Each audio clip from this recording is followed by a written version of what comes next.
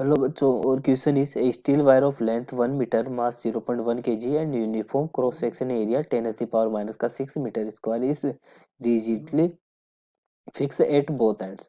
The temperature of the wire is lowered by 20 degrees Celsius if transverse wave are set up by plucking the string in middle.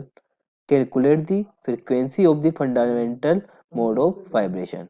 Young's modulus हमारे को दिया given है and expansion of the steel हमारे को given है। ठीक है, तो देखिए लेंथ हमारे को गिवन है 1 मीटर, मास 0.1 kg गिवन है, एरिया जो है वो हमारे को 10 टू द पावर माइनस का 6 मीटर स्क्वायर है, change in temperature del theta, ठीक है, वो हमारे को 20 डिग्री सेल्सियस गिवन है। ठीक है, और यहाँ पर यंग मॉडुलस गिवन है and coefficient of linear expansion alpha. ठीक है, coefficient of linear expansion of steel वो हमारे को गिवन है। तो देखिए यहाँ पर अगर बात करें तो इस तरीके से हमारे पास क्या बोला गया, स्टील वायर लेंथ है। ठीक है, इसने बोला गया फिक्स है, दोनों एंड से क्या है, फिक्स है। ठीक है, ये ट्रांसफर, अगर मैं इस पर ट्रांसफर वेव जनरेट करता हूँ, ठीक है, तो इसके ऊपर दोनों साइड से टेंशन लगेगा। ठीक है, जिसके कारण इसकी जो लेंथ है वो चेंज हो जाएगी। तो इसको जो लेंथ है, मैं मान लिया डेल एल चेंज हो जाती है, तो del L is the change in length of the steel wire. तो स्ट्रेस कितना प्रोड्यूस होगा, अगर बात करें स्ट्रेस की, तो tension upon cross section area. ठीक है, और स्ट्रेन जो होता है वो क्या होता है, हमारा स्ट्रेन जो होता है वो होता है change in length upon original length. ठीक है, अब यंग मॉडुलस की बात करते हैं, तो यंग मॉडुलस क्या होता है हमारा, y इक्वल टू, ठीक है, ये होता है हमारा टी एल अपॉन ए इंटू डेल एल। ठीक है, यानी कि स्ट्रेस अपॉन स्ट्रेन। ठीक है, स्ट्रेस अपॉन स्ट्रेन, तो ये हमारे पास होता है यंग मॉडुलस। तो यहाँ पे स्ट्रेस और स्ट्रेन की वैल्यू रख दी हम, तो यंग मॉडुलस क्या हो जाएगा हमारा टी एल अपॉन, ठीक है, यहाँ से हो जाएगा ये A L alpha del theta. हमारी चेंज इन लेंथ है, ठीक है, अगर जो चेंज इन लेंथ है वो टेम्परेचर के अगर कारण हुई है हमारी, ठीक है, तो यहाँ पर क्या हो जाएगा, चेंज इन लेंथ हमारा हो जाता है alpha into L del theta.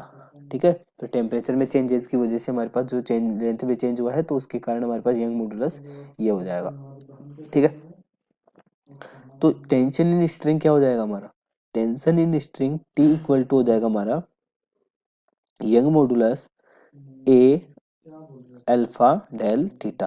ठीक है, यहाँ से एल से एल कैंसिल हो जाएगा, तो टी की यहाँ से वैल्यू में फाइंड कर लूंगा, तो ये हमारा टेंशन हो गया। ठीक है, तो टेंशन निकाल लेंगे, टेंशन कितना हो जाएगा 2 इंटू, ठीक है, यंग मॉडुलस गिवन है 10 to the power 11 into alpha जो है वो cross section area 10 to the power minus का 6, अल्फा की वैल्यू रख देंगे 1.21 into 10 to the power minus का 5 इंटू 20।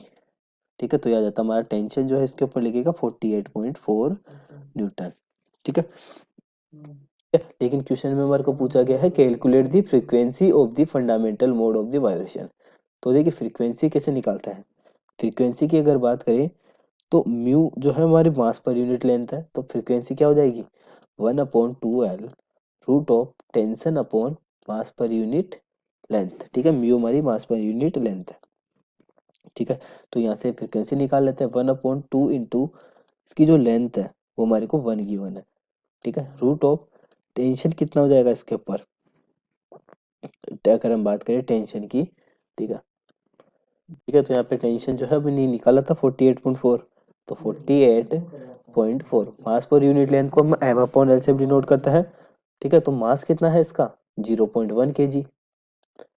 ठीक है, into sorry upon M upon L होता है, तो एल हमारा ऊपर चला जाएगा, तो इनटू एन एल जो इसकी लेंथ है वो एल है, तो यहाँ से फ्रीक्वेंसी कितनी निकल जाएगी 1/2। ठीक है, इनटू ये हो जाएगा यहाँ से 2 इंटू 11। ठीक है, यानी कि 11 हर्ट्ज।